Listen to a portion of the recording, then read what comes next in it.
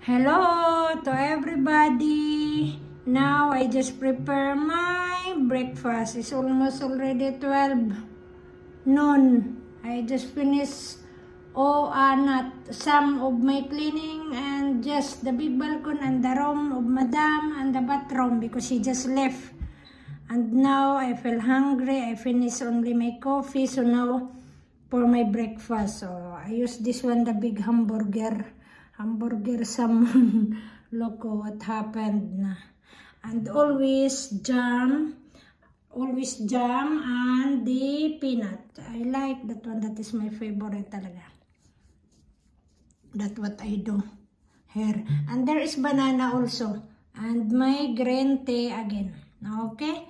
And thank you again. Thank you to subscribe me. Even some of them that they just watching, they don't subscribe. But thank you very much that you spend time to watch my simply videos in my daily routine here, working as overseas OFW. And thanks also to like me, to share, and thank you again. God bless us all and be happy. Bye.